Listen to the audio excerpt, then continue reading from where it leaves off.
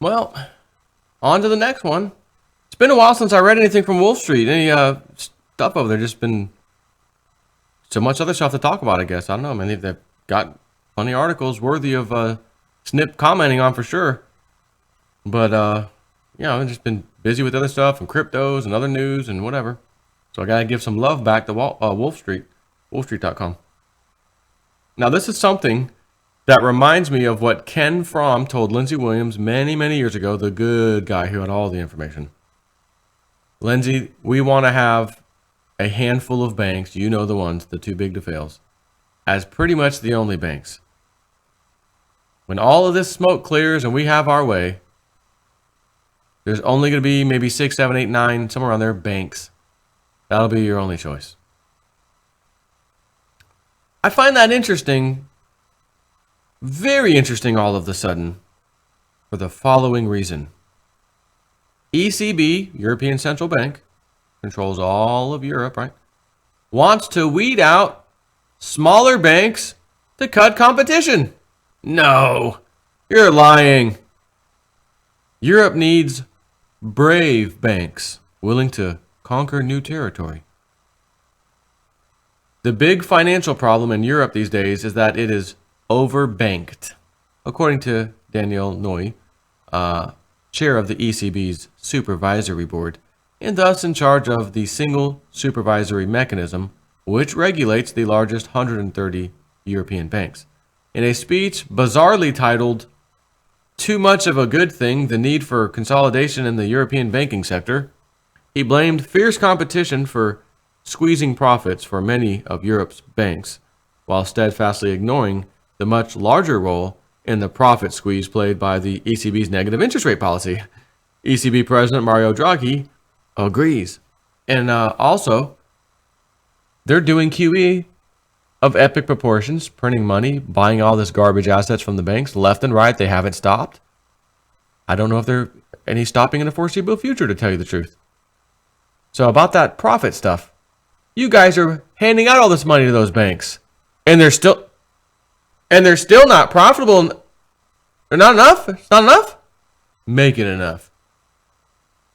The profits of the largest 10 European banks rose by only 5% in the first half of 2017, compared to 19% for the U.S. banks, which benefited from higher interest rates, stronger capital markets, better capitalization, and larger market shares, according to a new report by Ernst & Young. In its latest annual health check of European banks, Bain Capital found that 31 institutions, or 28% of the 111 financial institutions they assessed, are in the high-risk quadrant. Location seemed to be a far more important factor than size. Banks in Italy, Greece, Portugal, and Spain have become a breed apart in continued distress, the report said. I was about to say, as I saw those country names, Italy, Greece, Portugal, Spain, I'm thinking whatever they're about to say, these are some of the worst countries in the European Union as far as banking and finance goes. Like failing banks and horrible economic conditions, basically. You got Spain now, Catalonia, which I need to find an update on that. What the hell's going on with Catalonia? Is their vote this weekend or what? Anyways, they want no part of Spain, and I don't blame them. We want to secede because we're paying most of the bills around here, and we don't like it. Taxation without representation. Spanish style. Excuse me, let me just say it properly. English to Spanish. Taxation without representation. Impuestos sin representación. Thank you, Google. I already did that. Sorry, wrong article was pulled up. Here we go. Wait a minute. There we go. I've got all my little tabs of videos I want to do up, and I'm clicking on the wrong ones. Thank you very much. So the profits, again, not looking good for these banks, even with all the ECB handouts. And again, I'll start with that last one. In its latest annual health check for European banks, Bain Capital found that 31 institutions, or 28% of the 111 financial institutions they assessed, are in the high-risk quadrant. Location seemed to be a far more important factor than size. Again, banks in Italy, Greece, Portugal, and Spain have become a breed apart in continued distress, the report said, adding, every bank that has failed in the past decade and for which there are financial statements available fell into this quadrant before their demise. Well, my question immediately on that is, oh, that's great, but wait a minute. You said for which there are financial statements available. Now that caught my interest.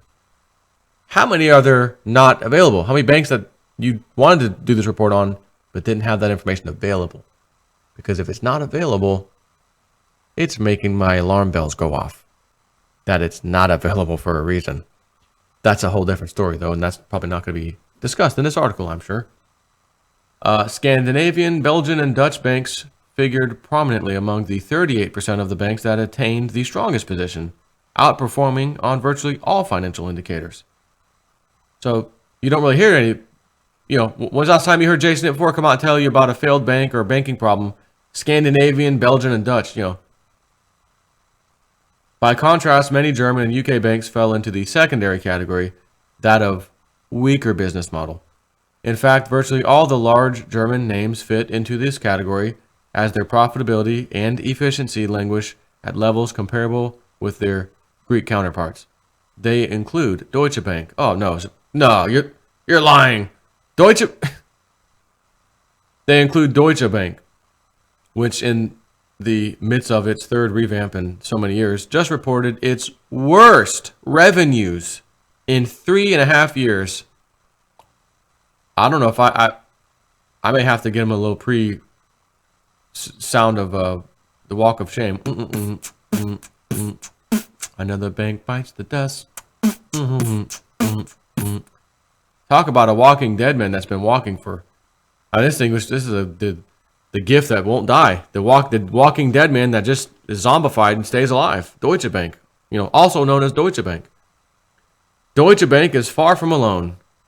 The dismal reality is that 9 long years after the global financial crisis began, many systemic European banks pose as big a risk to the financial system, if not bigger, as they did back then. The only major difference is that now they're hooked on Mario Draghi's myriad monetary welfare schemes, LTRO, LTRO1, and LTRO2, etc., which have managed to keep them afloat, even as the ECB's monetary policy puts a massive squeeze on their lending margins by driving interest rates into unfathomably low levels. Speaking of the walking, zombified dead man known as Deutsche Bank, now we know why it's zombified and being left on life support. ECB printing money, bailing them out, QE, quantitative easing, which they don't call that LTRO. We don't call it quantitative easing over here. Once again, the banks never lose. I got to give you the quote. It is mandatory. If the people ever allow the banks. Quotation. Thomas Jefferson, one of my favorite men of all time. If the American people, which you could, hell, this applies to even our friends over in the EU, doesn't it? If the American people ever allow private banks to control the issue of their currency, hold on. Private banks are getting the currency being issued by the central banks hand over fist to themselves. So you could argue these private banks are in fact controlling the issuance of currency because, number one, these so-called central banks that are printing the currency are also private. I got to go. Somebody's here. Stand by. All right, so sorry about that. The guy from Home Depot that they send over, kind of like a third-party guy, to measure the room. I had that scheduled for Saturday as well, which he came. That's why I just paused it real quick. He did a measurement. He sees I got this Bitcoin shirt on, see it? And he instantly, oh, Bitcoin, you into that stuff? I'm like, yeah, I'm into it. I said, honestly, I was able to get this house, with some of that stuff. And so we're boom, conversation immediately. Like I say, everybody I come in contact with, I love wearing these shirts. Because if they say something to me, then you already know they know. And he did. And so we started having a chat, and he's telling me about some of the stuff he was in, like he's in like health and proteins and, you know, these herbs from China and stuff. And he works with this company. It's kind of like a side job that he does too. Like he has 2 different jobs and that kind of thing. So we were having a nice little chat about stuff, and he's wanting to do YouTube videos about some of the stuff he's into health-wise and shakes and, you know, keeping your body healthy and weightlifting and all that stuff. And so he sees my little screen, green screen, all this. So he's like, "Oh, you do that stuff here?" He's like, "Man, I do stuff on Facebook, but I don't do like the video stuff and like that." He's like, "You know, man, you know, if I get on the YouTube and I do that kind of thing, you think you could throw me a couple pointers or like how to set this stuff up, like the software, like how do you get that stuff?" I'm like, "Man, no problem. It's easy. I spent $115 on the green screen stuff on Amazon. It comes with a kit that actually has a tripod and a big pole at the top where you can kind of hang the green screen as a curtain, which I'm not even using here.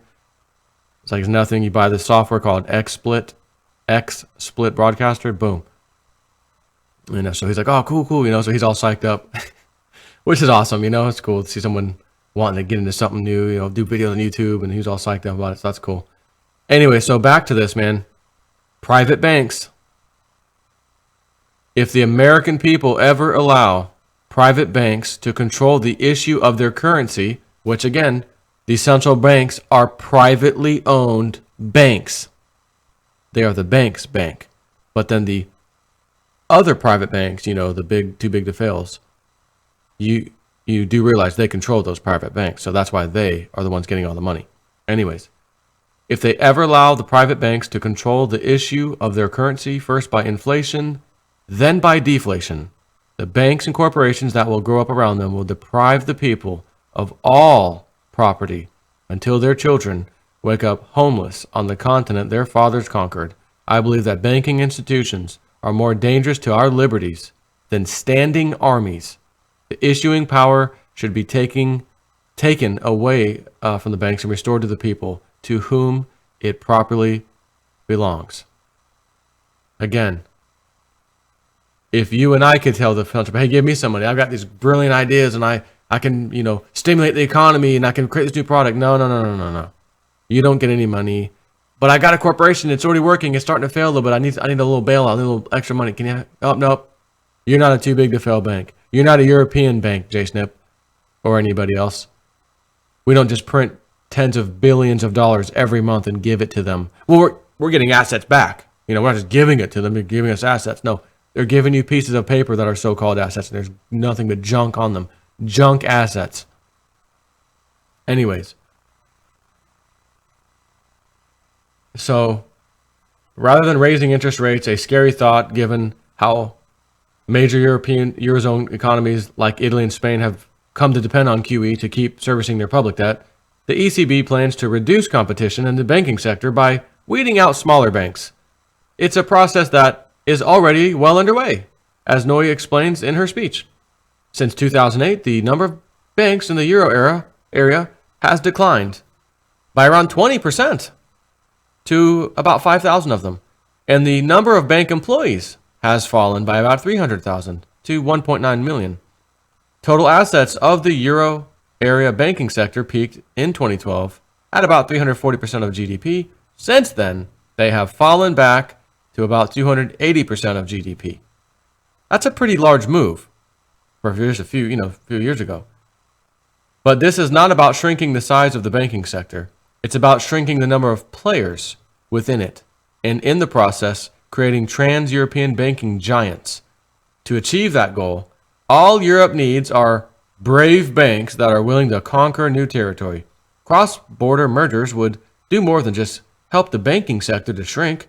They would also deepen integration, and this would take us closer to our goal of a truly European banking sector. Cranking up the consolidation and concentration of Europe's banking industry was one of the crowning goals of Europe's banking union, as we warned over 3 years ago.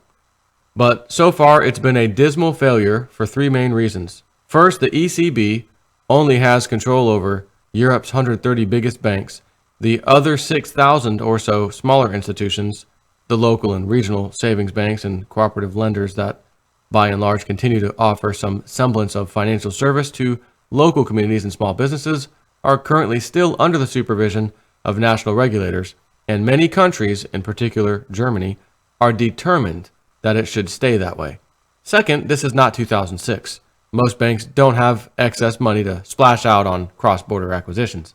And third, even if they could, very few banks would want to buy or merge with other banks, since they have no idea just how serious their rival institutions' problems are.